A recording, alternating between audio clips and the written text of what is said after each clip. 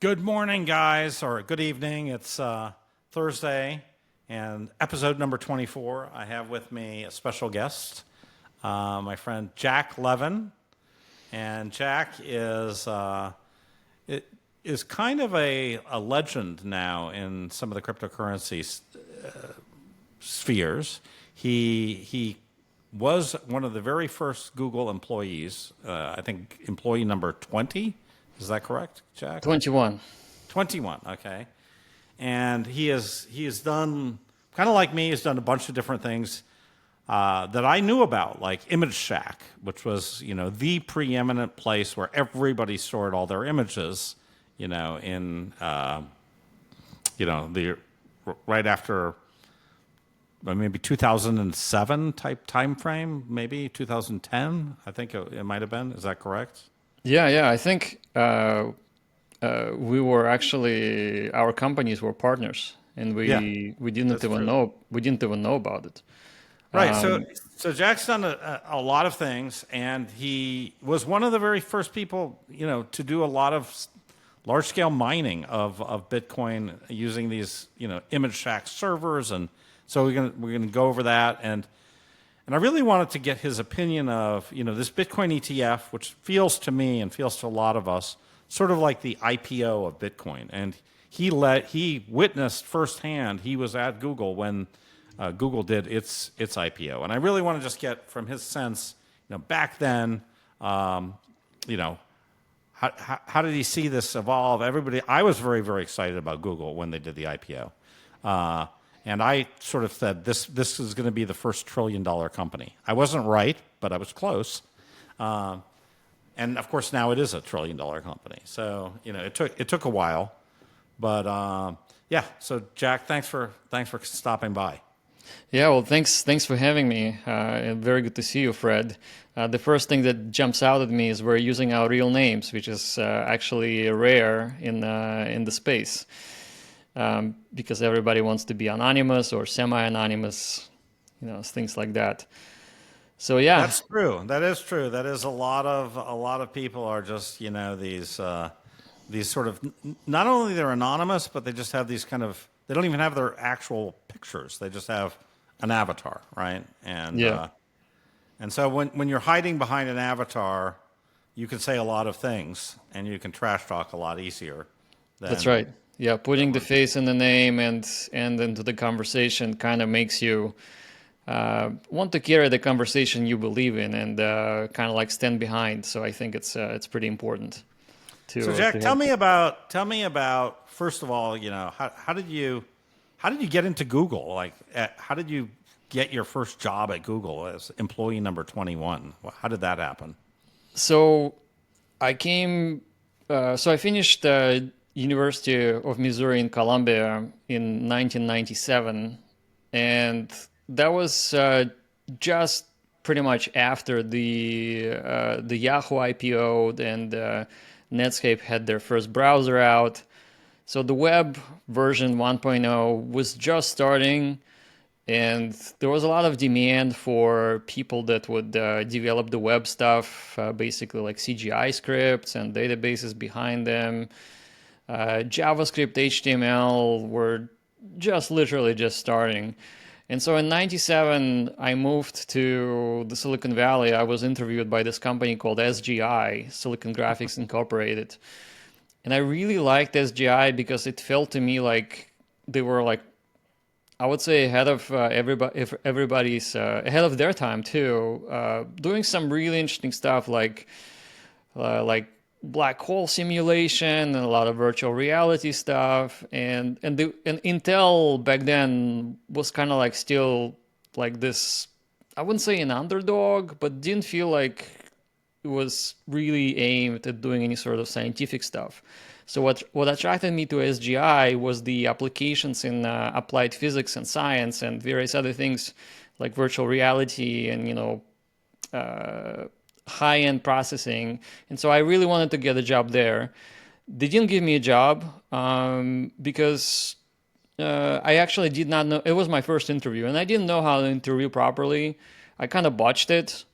I asked for a very large salary even before I could tell them that I'm actually could be useful, and so they said that, well, this guy literally just, too green, just out of college, very, very ambitious, and only cares about the money, because that was the kind of like the projection of my persona back in the day. And that was a very, very good lesson, where they basically rejected me. But when I was interviewing at SGI, I actually gave my resume to a bunch of other people that were interviewing in other startups. And 97 was like this, like end of 96 was this first really strong hiring cycle where companies just wanted engineers to, be hired as fast as possible. So within 2 weeks after my rejection, I got an offer to work for another company called Chromatic Research, which was a different type of company. They were actually trying to develop DVD and MPEG-2 acceleration technology on the chip. And they also try to basically compete with NVIDIA and Intel by developing this like alternative system on the chip, which is essentially a PCI card. But it was very, very cool job, and I learned a lot. I stayed there for about a year, and as I learned the ropes of being in Silicon Valley, I realized that you really kind of like want to get into a company that's just starting, and that was my, I would say, direction. I would often go to Stanford just to hang out in different clubs, and I was in their rollerblading club. I was on campus a lot, we went to their bookstore. And one time I saw that there's a job fair, and Sergey from Google was actually soliciting uh, positions for his company. And I approached him, and I basically asked, like, what are you doing? What is the deal? And he's like, well, we have the search engine. It's a pretty new idea. It works really well.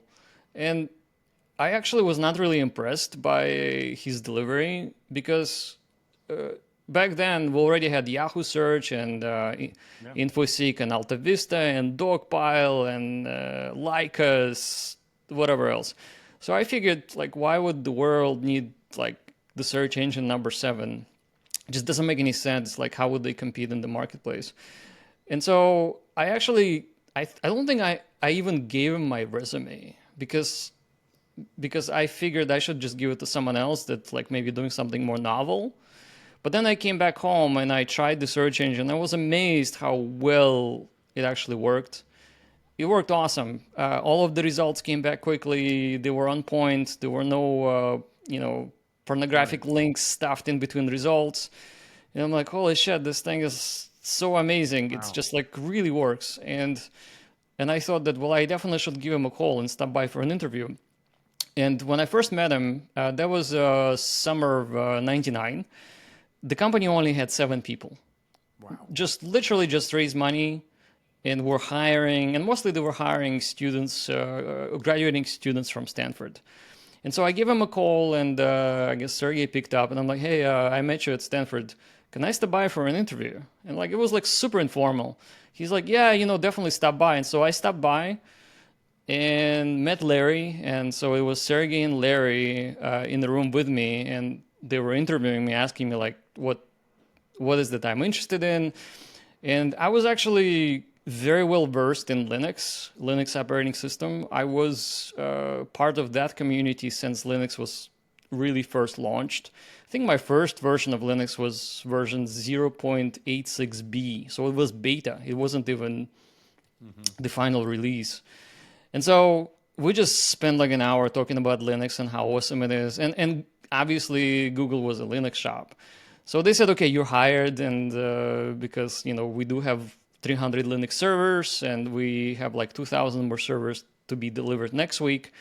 We need you to start ASAP so that you can actually install those servers.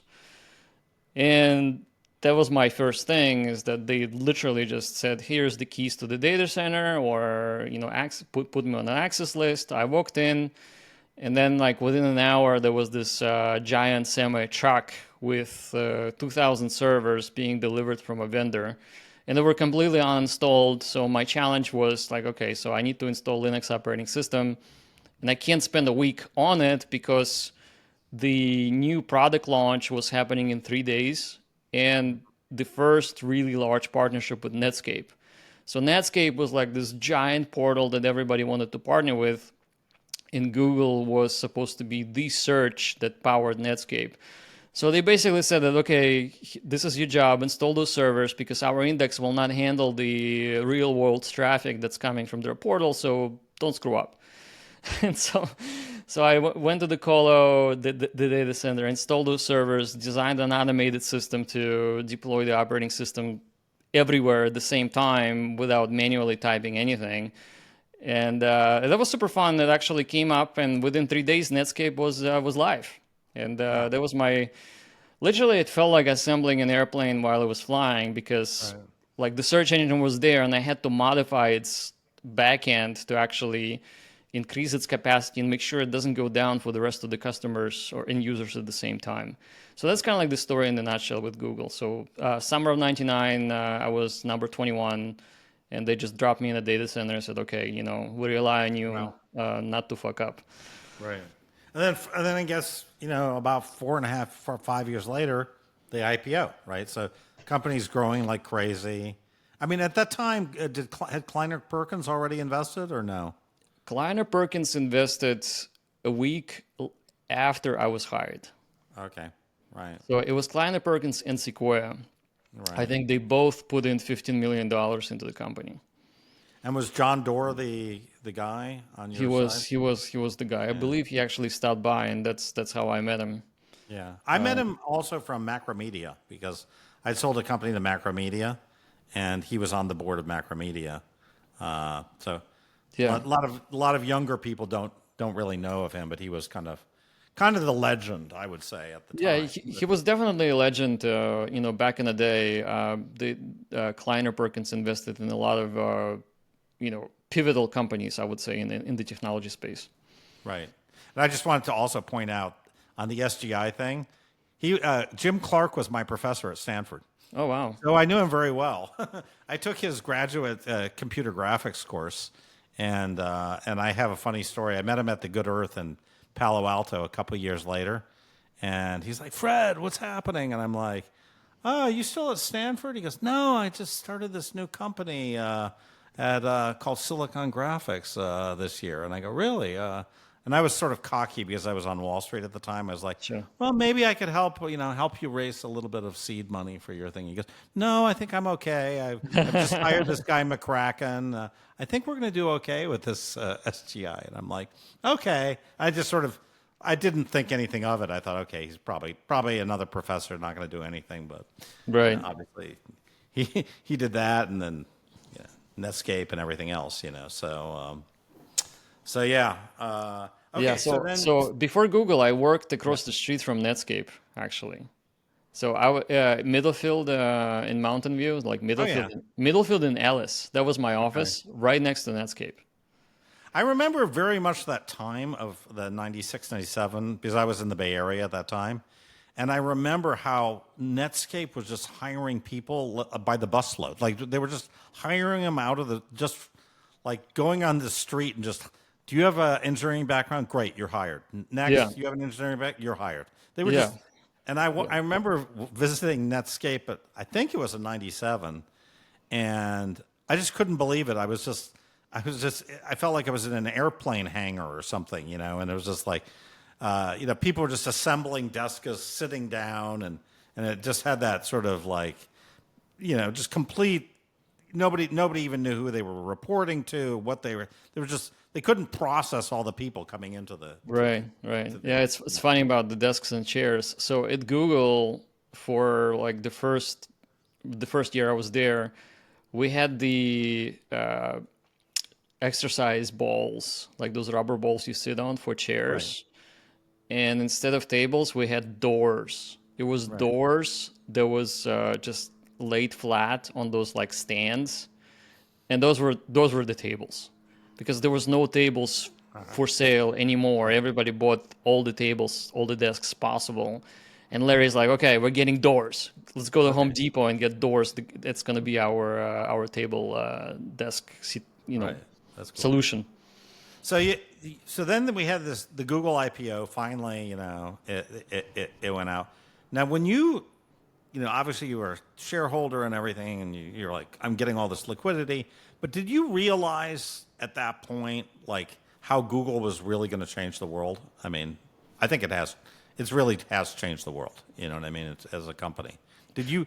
How much of that did you see coming from Uh, 2004? so I actually saw all of it coming even years before the IPO. And the reason why I saw it is because I was in charge in, most of the like databases, information systems, and not only the infrastructure, but I had access to the revenue charts that Mm, were like supposed to be invisible to everybody. And I could see how we went from making like $500,000 a day to $3 million a day to $7 million a day and then to $12 million a day. And it was real money coming in. And it doesn't take a genius to compute that this is going to be a really, really big business. So we really discovered something that worked really well, not just on the technological front, but also on ability to provide services towards others and create a lot of revenue for ourselves. So it was like literally like if you look at your startup and you're seeing $10 million a day coming in and you multiply it by 365, you know, you're right, basically looking at billions of dollars, right. right? Like 3.5, $4 billion. And that was like, it seemed like a lot. And now they do what, like 20 billion in a quarter or something like that? I forget. So Yeah, something ridiculous. on that order, I think. Yeah, I think you're right. Yeah, yeah, yeah. And so I was certain that the value is there because I could Hmm. see the value coming in, and it felt like, we're definitely going to make it as a company. Even though I would say in the year 2000, 2001, 30% of employees left the company because we were in this like pre-revenue stage where we actually had the technology but no idea how to monetize it. And Right. ultimately one of the business guys, I think his name is Salar Kalamangar. He did research. He did some research on. There's this company called. I actually forget what it's called. But anyway, they were like a search engine, except they were not presenting results. They were syndicating ads with the search Oh, results. Um, yeah. That's and like the go to, or what was it yeah, called? it Yeah. was GoTo, and it was Yeah. rebranded, I believe, to something Yep. else. And then Yeah. ultimately Yahoo bought It's them. applied semantics, Yeah, yeah, basically. exactly. Applied semantics. So yeah, it's actually I've met both of them, and I know them a little bit. Right. Yeah, so that It, that was sort of the model for Overture, right? And yeah. then that basically Google sort of said, okay, great, good business model, we'll take that. Right. I think, I don't remember. We must have bought applied semantics.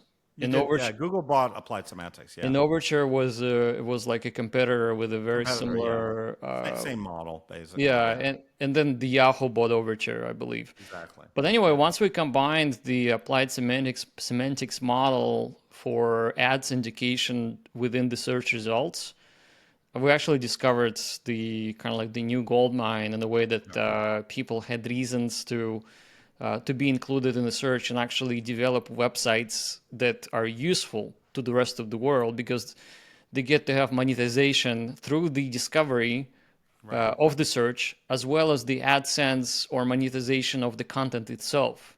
Right. So it was like two sides of the same coin, and Google was taking revenue from both, Yep. from sending new users Yeah. to their sites through the search Yep. and monetizing from the company, and then paying the company as they advertise and make their website better and better and more visible with better content. Right. So they would take their visitors' clicks to the other ads, and the model just worked beautifully. But until that model was discovered, a lot of people were not convinced that Google's going to make it.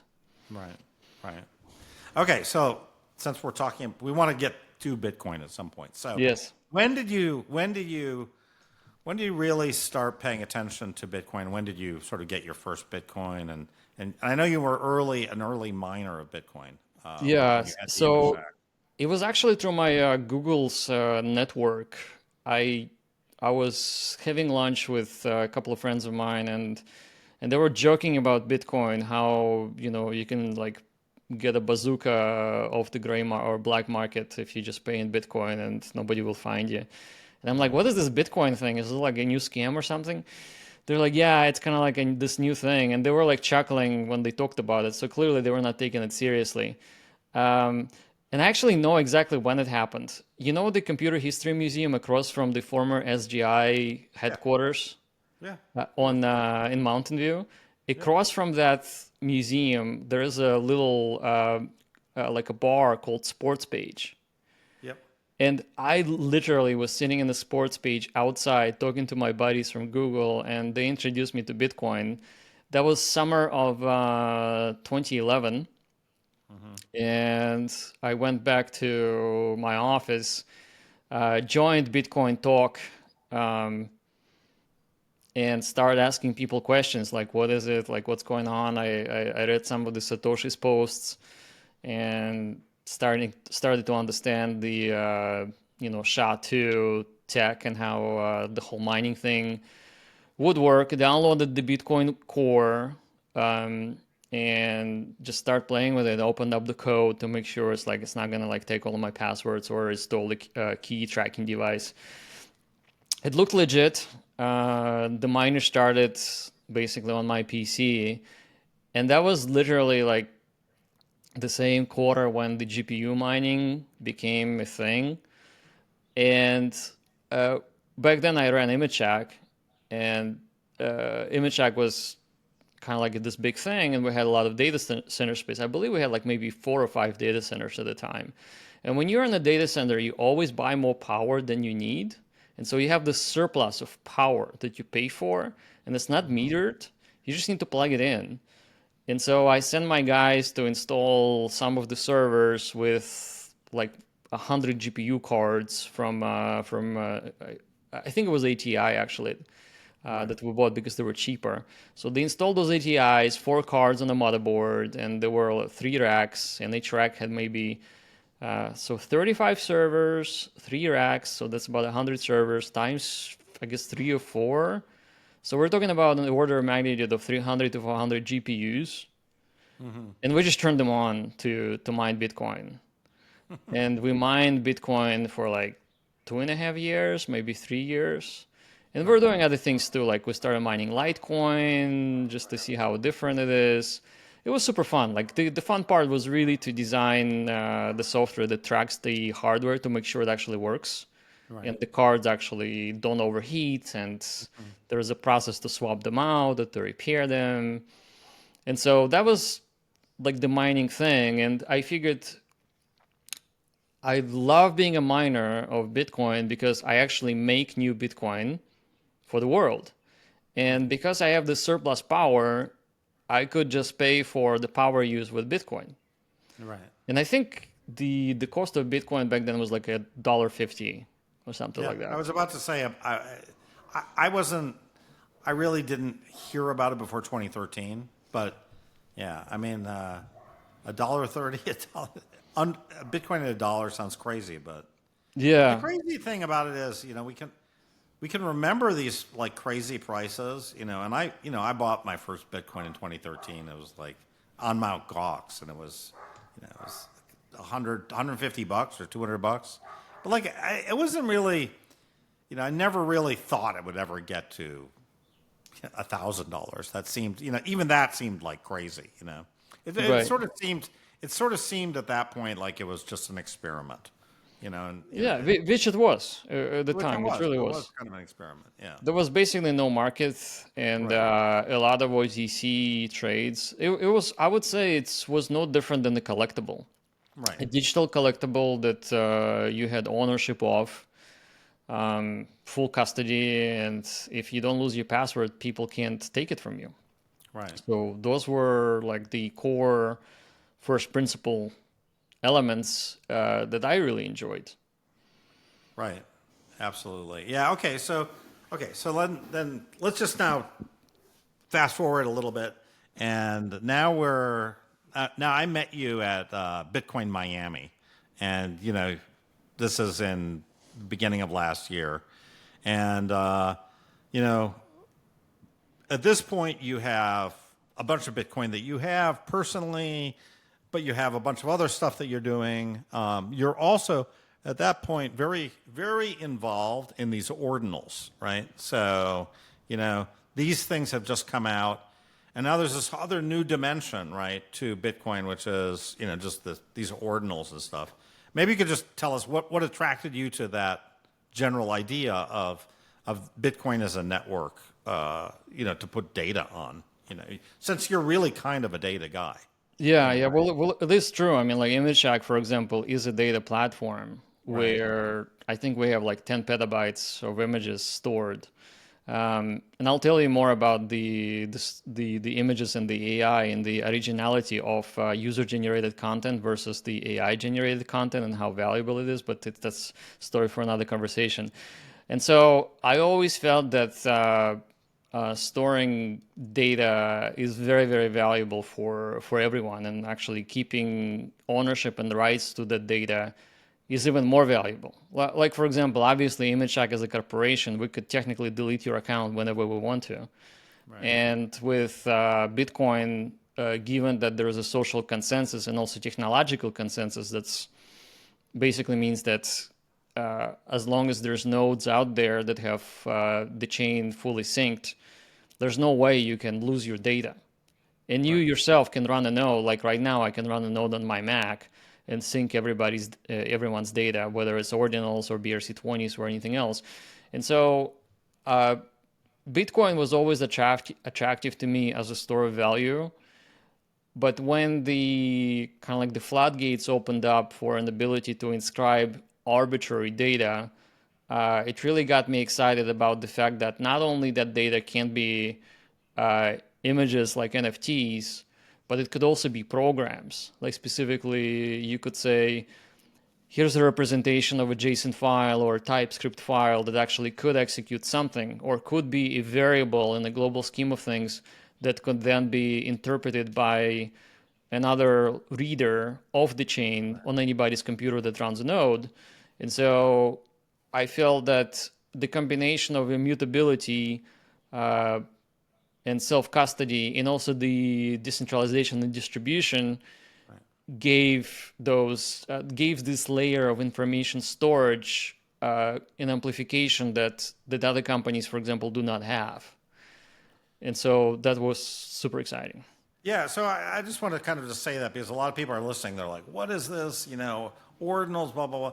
But I just want to say that if you come from a computer science background like Jack, or from a mathematical background like me, and you have this idea of permanently storing data, arbitrary data or programs on Bitcoin, forget any tokens or anything else. It's just intellectually very interesting, I think.